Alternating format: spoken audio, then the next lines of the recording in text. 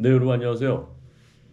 전 세계 미사일의 명품, 특히 공대공 미사일의 명품 암람에 대해서 여러분 들어보셨습니까? 제복이 존중받는 사회를 위해서 노력하는 유튜버 멋진 창창입니다. 오늘은요, 1991년부터 지금까지 미사일계에서 명품의 위치를 자리하고 있는 암람 공대공 장거리 미사일에 대해서 여러분들한테 한번 말씀을 드릴 텐데요.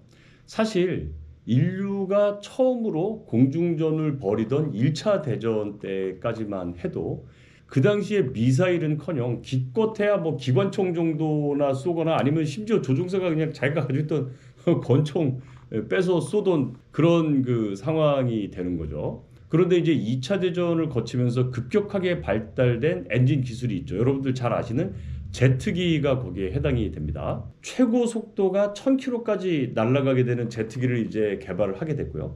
이쯤 되니까 이제 기관총으로만 상대 전투기를 격추하기에는 무리가 따르는 겁니다. 즉 표적을 직접 무기를 쫓아가면서 쏴야 되는 것이 아니라 비행기를 따라가지 않더라도 미사일이 비행기를 따라가게 하면 어떻겠느냐라고 해서 이제 미 공군은 최초의 공대공 미사일 AIM-4를 개발을 했는데요.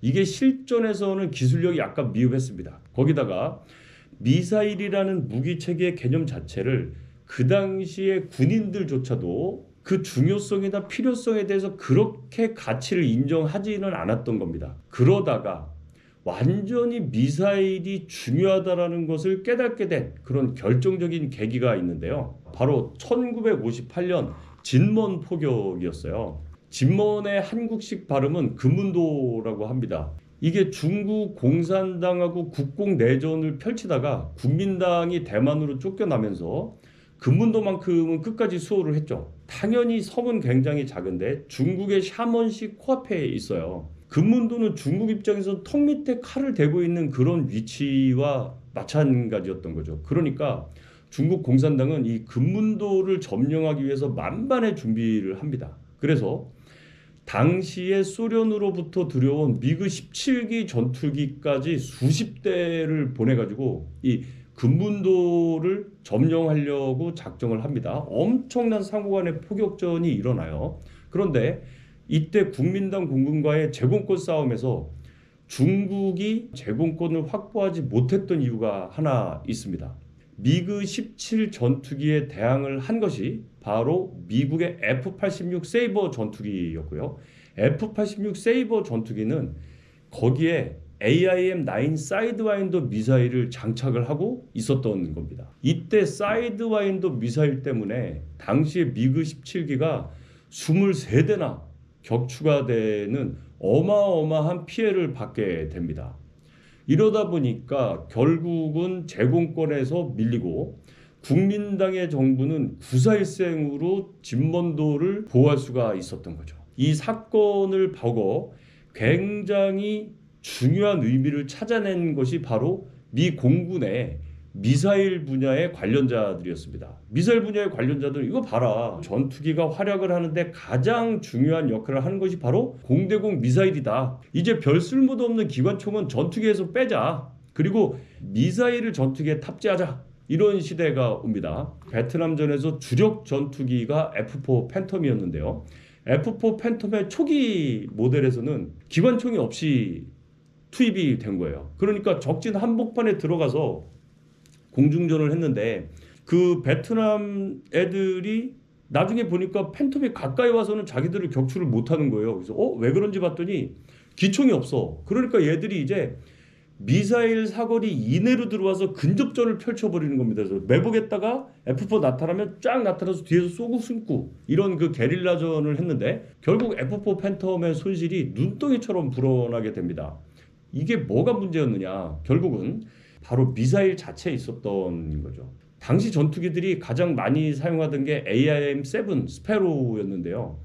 이 스페로가 레이더가 작동할 때만 이제 롱레인지 장거리니까 얘가 이제 그 기능을 하는데 저 비행기를 계속 레이더를 조사해서 우리 미사일을 유도를 해야 되다 보면은 조종사들은 이 미사일이 표적을 히트할 때까지 계속 경로를 지켰어야 됐는데 미사일을 발사하고 나서 회피 기동을 할 수 없었다는 게 가장 큰 문제였었고, 또 하나는 이 미사일이 아직까지도 과학기술이 발달하지 못하다 보니까 100%의 신뢰를 낼 수가 없었던 겁니다. 기존의 AIM-7 스페로우 미사일의 한계를 이제 느낀 미군은 아예 차세대 공대공 미사일을 개발을 하려고 생각을 합니다. 바로 이 차세대 공대공 미사일이 어드밴스드 미디움 레인지 에어 투 에어 미슬, 그래서 암람, 줄여서 암람이라고 대문자 이름만 따서 암람입니다. 결국은 대대적인 연구 개발에 착수를 해서 조종사의 생존율을 높일 수 있는 중요한 능력이 뭐냐, 바로 파이어 앤 포겟 방식이다. 즉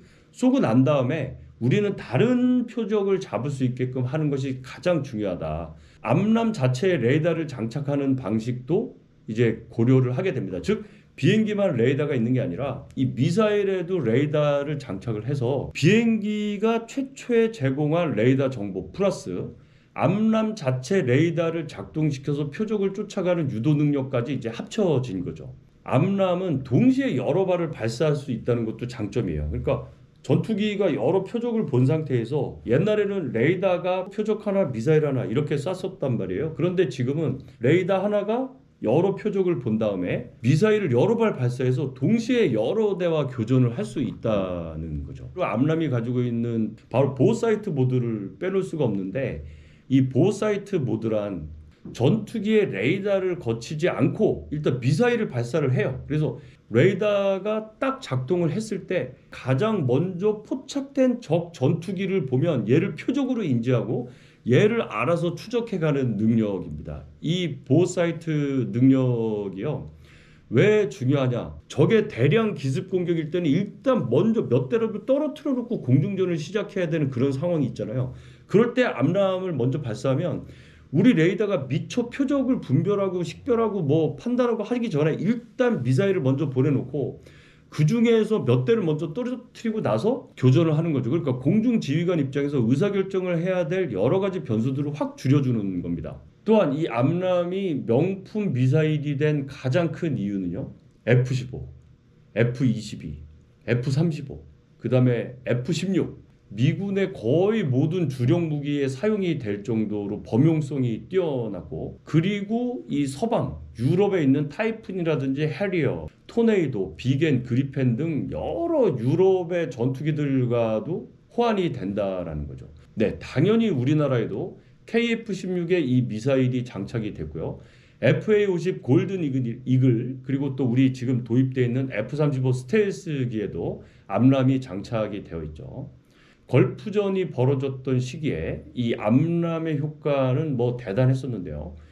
특히 F-16C가 암람을 발사해서 이라크군의 미그-20으로 한 방에 격추시켰던 사례는 매우 유명하죠. 그리고 2017년 6월에는 미 해군 F-18 전투기가 암람 한 발로 시리아 공군의 수호이 22를 격추하기도 했습니다.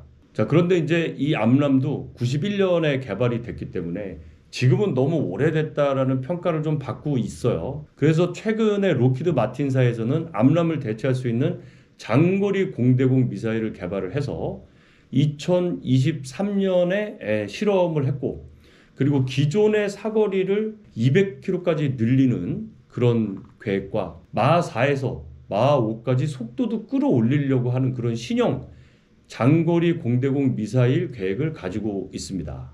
자, 지난 30년간 공대공 미사일의 명품 위치를 가졌던 암람에 대해서 여러분들에게 말씀드렸습니다.